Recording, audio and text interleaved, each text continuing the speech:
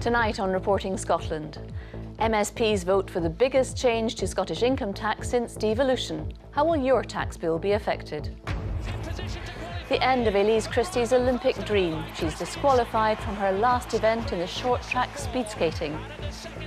I'd trained all my life for this. It was everything to me, and yeah, it's done. Also on the programme, the controversial merger of British Transport Police and Police Scotland will be delayed. This magnetic putty looks harmless, but parents say they're horrified it contains dangerous levels of arsenic. And a bumper year for Scotland's museums and castles. So are we attracting more overseas visitors, or are more of us enjoying a staycation?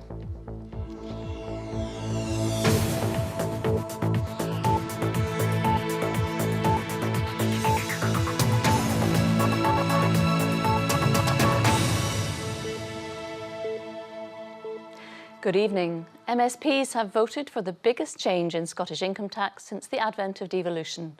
From April, Scotland will have 5 bands of income tax, ranging from 19% to 46%.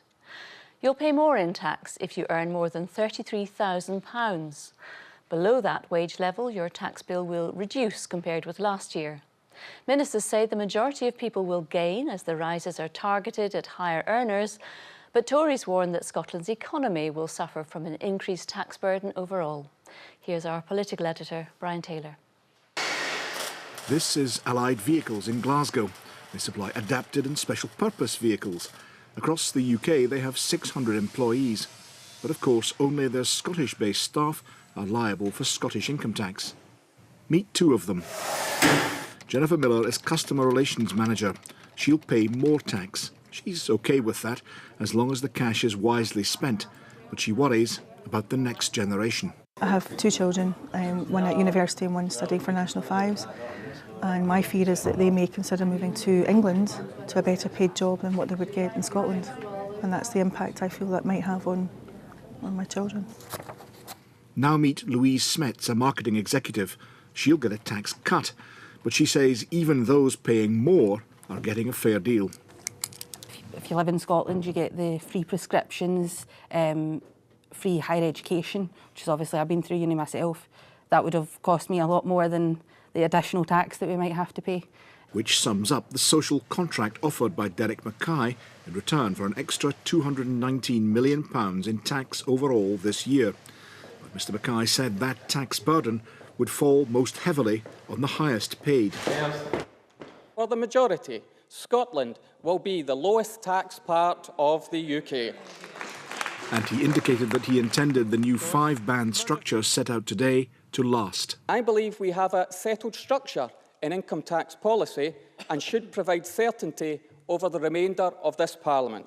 The Greens backed the budget and the accompanying tax plans, but their leader advised Mr Mackay to tone down the oratory. Patrick Harvey. This country should not be competing with our neighbours as a low-tax environment, because we know the consequences of tax competition. Those consequences are austerity, inequality. The Tories pointed out that Scotland overall will pay more in tax. They warned that 1 million Scots will face higher bills than in England. Odo Fraser said the SNP were breaking a promise to protect basic rate taxpayers and jeopardising the economy. And in making Scotland the highest tax part of the United Kingdom, it will condemn us to years of sluggish economic growth and deprive us of much-needed tax revenue as a result. The tax cash will help protect local government and NHS services while helping fund a pay rise in the public sector. Not enough, say Labour.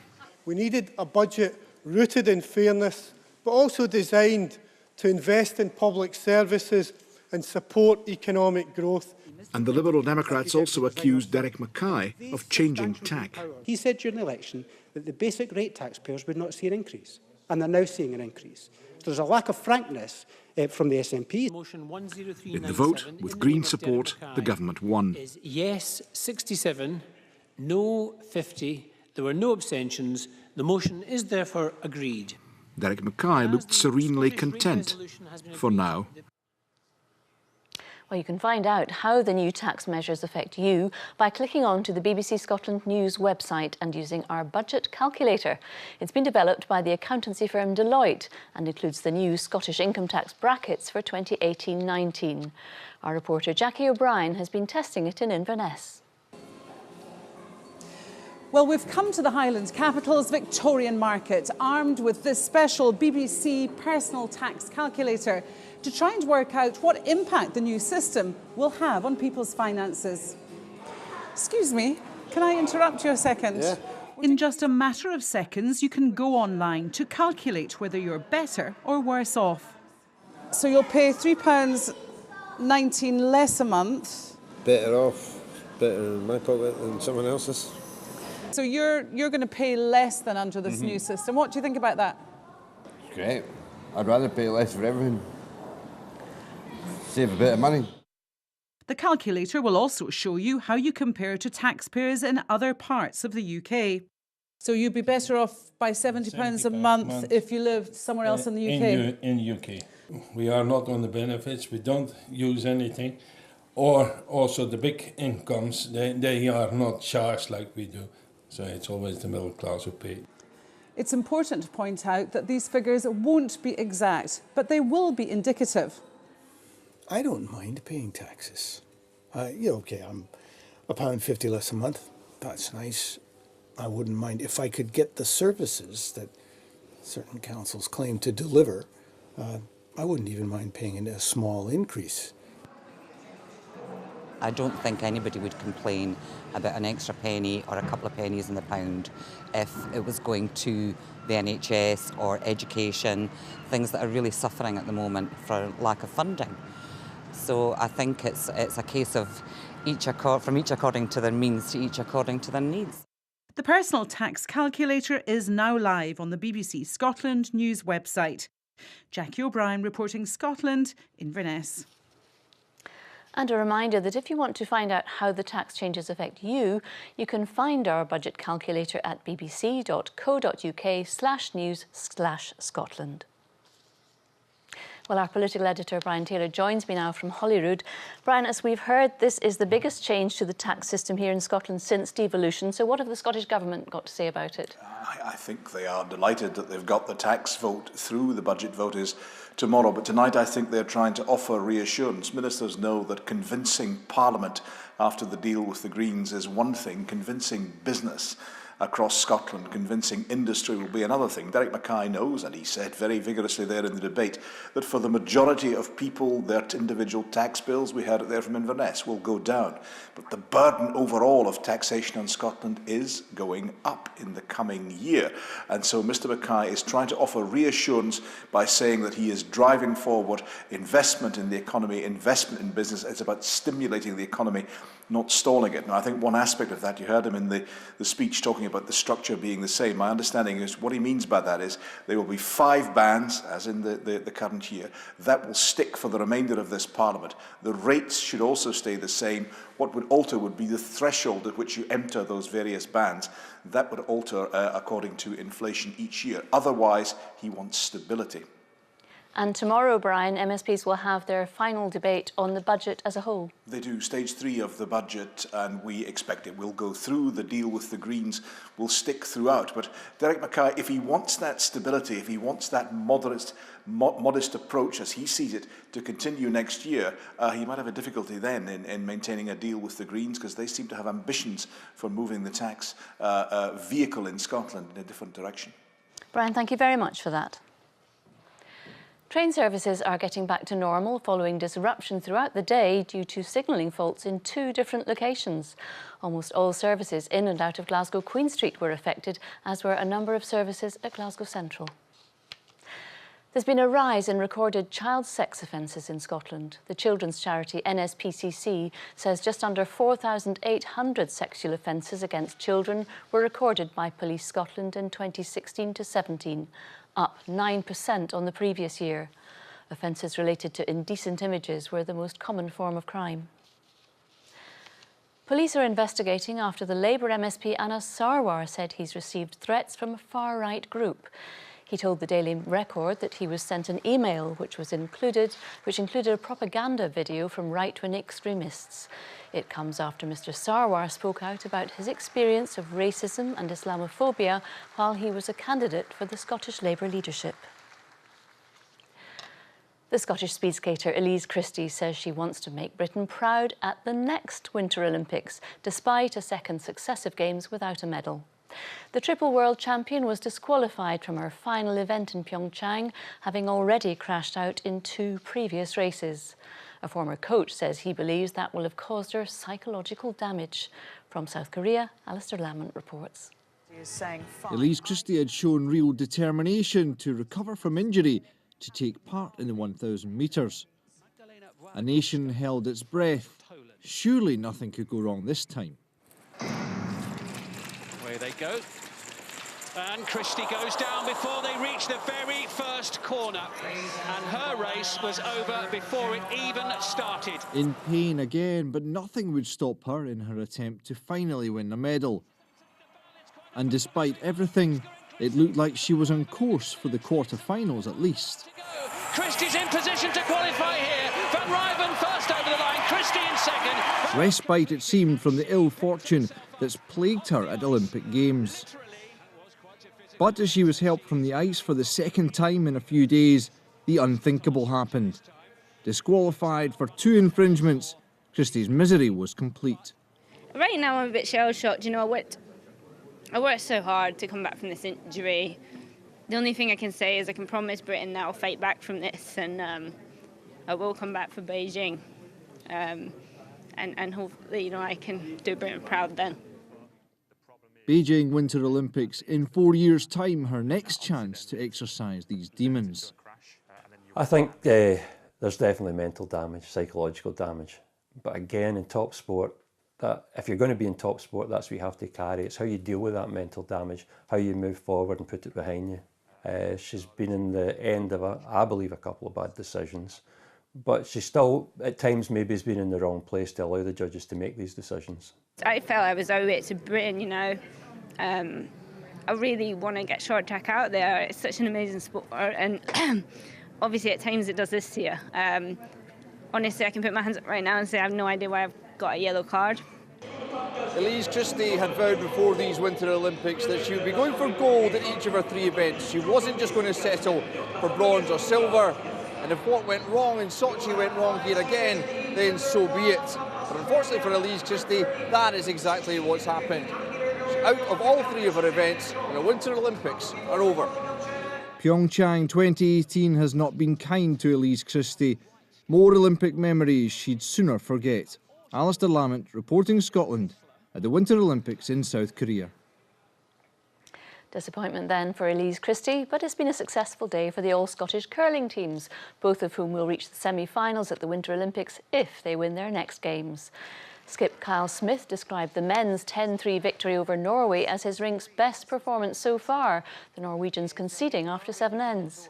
Eve Muirhead's rink are also well placed to reach the last 4 after an 8-6 win over Japan.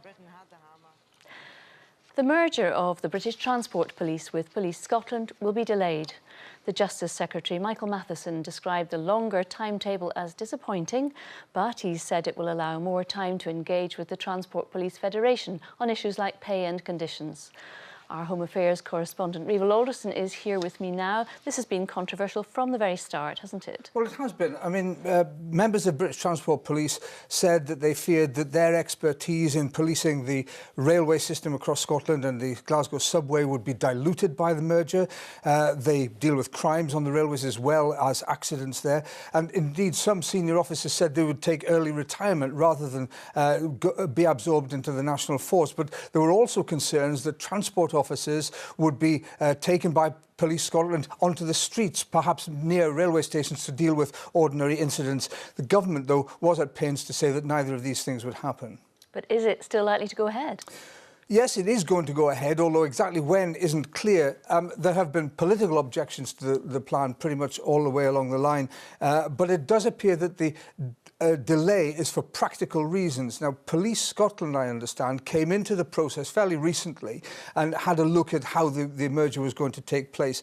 And There was a report 2 months ago from the Chief Inspector of Constabulary who said that there was no authoritative business case for the merger. Now, Police Scotland have looked very hard at exactly what was necessary, and they've come to the conclusion that the timescale is too short. And in a statement, the National Force said there are unresolved issues which would mean effective operational integration can't be achieved by April next year without compromising public safety. So it will go ahead, but not in the timescale that the government wanted, and they said that they're disappointed by that.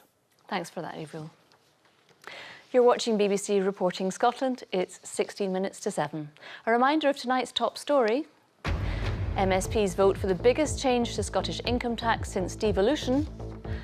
And still to come, visitors to Scotland's museums and castles rose dramatically last year, with records being broken.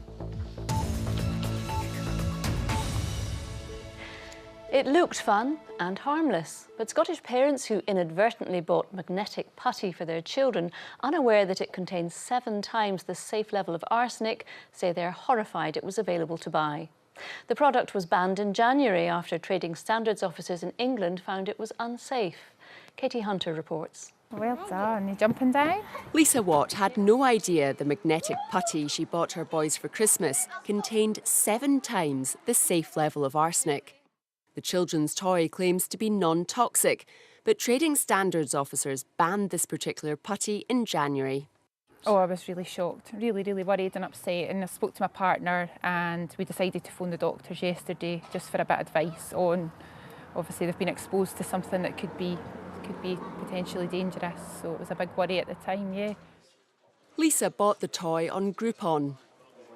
The company contacted Lisa in January and told her to stop using the putty, which she did. Groupon told BBC Scotland customer safety is its priority, and it's begun an investigation with its supplier. Lisa isn't the only person whose children have played with this widely available putty. Frances Kelly from Wishaw said on social media her daughter had 10 times as much arsenic as safe in her body after playing with the toy. Scientists say arsenic can be fatal in extreme circumstances. Too much arsenic, you can kill people instantaneously. That's really a high dose. This is acute toxicity. We are not talking about this in these levels. So you have to eat probably a kilogram of pate, or even not that would probably kill you directly from the arsenic. This particular putty has no manufacturer or importer information and no safety mark. Steady, go! Lisa fears other families who bought it before it was banned may not know the risks. Katie Hunter, Reporting Scotland. The mother of a student who killed herself is calling for the Scottish Government to increase funding to tackle gender-based violence. Emily Drouet took her own life in her halls of residence in Aberdeen after she'd been subjected to physical and emotional abuse by her boyfriend. Her mum Fiona has delivered a petition to the Scottish Parliament demanding more investment to ensure colleges and universities follow early intervention strategies and provide improved counselling services. We don't want anyone else to ever go through this because it's the most horrendous thing anybody can go through. And knowing that if things had been tighter, if there was qualified support, Emily might still be here, adds an impossible dimension to our pain. The former Chief Constable of Strathclyde Police, Sir John Orr, has died at the age of 72. Sir John was in charge of what was then Scotland's largest police force from 1996 until 2001 and was knighted by the Queen that same year. He was also an honorary president and former chairman of Kilmarnock Football Club.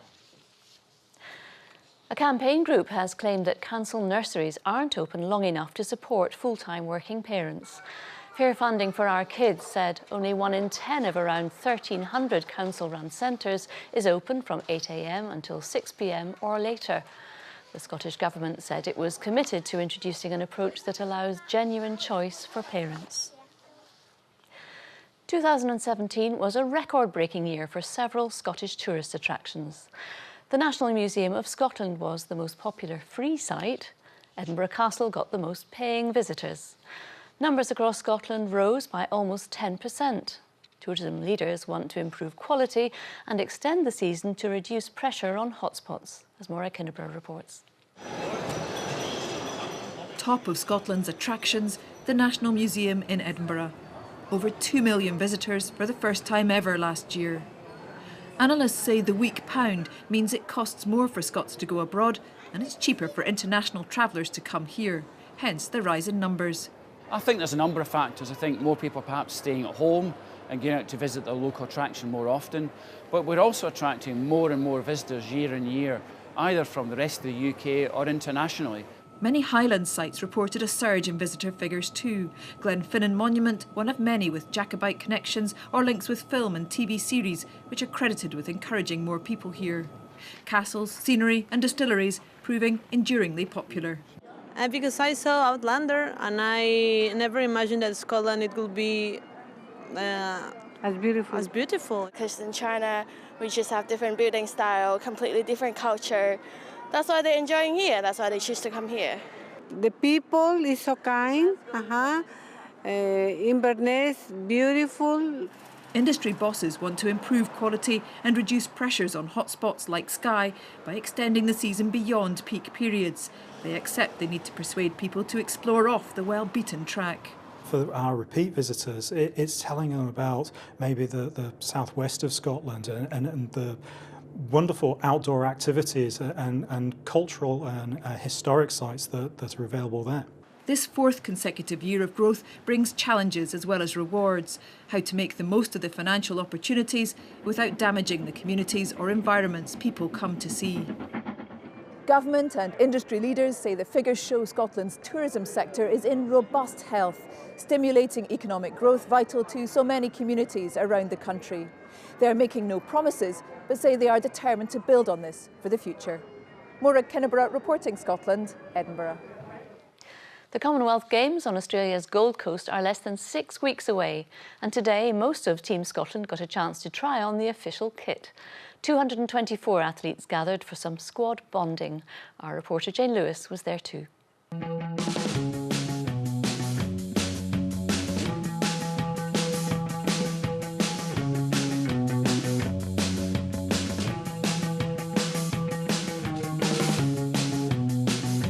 Well, there's a real buzz in the air and a realisation that the Gold Coast is fast approaching as the Team Scotland athletes finally get their hands on these, their kit bags.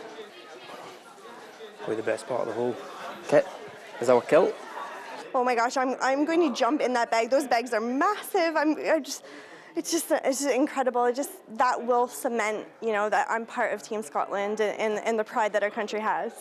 The best. The race vest. Please try on your t-shirts. You only need to try on a couple of them. They're all the same sizes.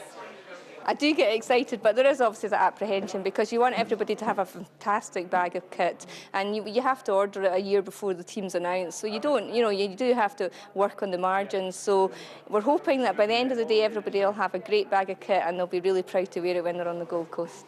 And I like to wear tight, short shorts. It's also a good day for kind of bonding and meeting other athletes. How special has it been for you? Because obviously you're one of the youngest here. Yeah, I've spoke to a few of the squash players, some of the boxers, some of the swimmers and the athletics people, because obviously I know them from my athletics background, so it's nice to meet other sports. This is always one of the highlights. It's kind of what all the athletes kind of work hard towards. You want to get your national kit, and especially for a big major competition and major championship like the Commonwealth Games. So it's great. You know, it's a great pride and honour, and I'll wear my vest, and I'm sure everyone in Scotland will wear their kit with great pride and honour as well. So dressed to impress as Team Scotland look to deliver down under. Jane Lewis reporting Scotland.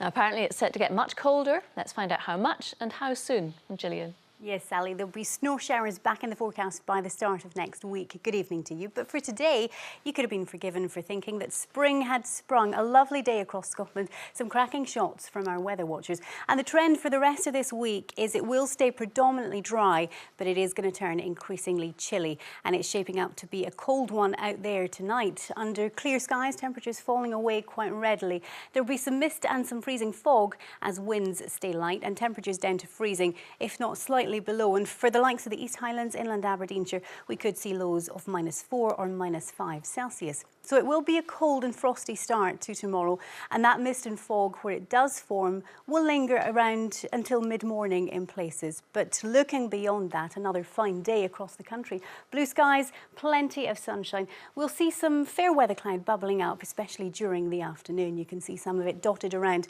across the borders, Dumfries and Galloway. This is a snapshot at 3 o'clock. Temperatures tomorrow slightly down on today, but still 7 or 8 Celsius, around the seasonal average, perhaps a wee bit higher. So feeling pretty pleasant in that sunshine with mainly light winds, although a breeze developing over the Western Isles later in the day. And for the rest of the afternoon and the evening, not much changes. It stays predominantly dry, long clear spells, and it will be another cold one tomorrow night. So looking ahead to Thursday, and as you can see, high pressure is hanging on, but look at these isobars. That indicates a bit more of a breeze developing, especially across western Scotland, and that means we're dragging in moist air from the Atlantic, and it means a bit more cloud on Thursday, and that could even produce some patchy light rain or drizzle for parts of the Northwest Highlands and Argyll.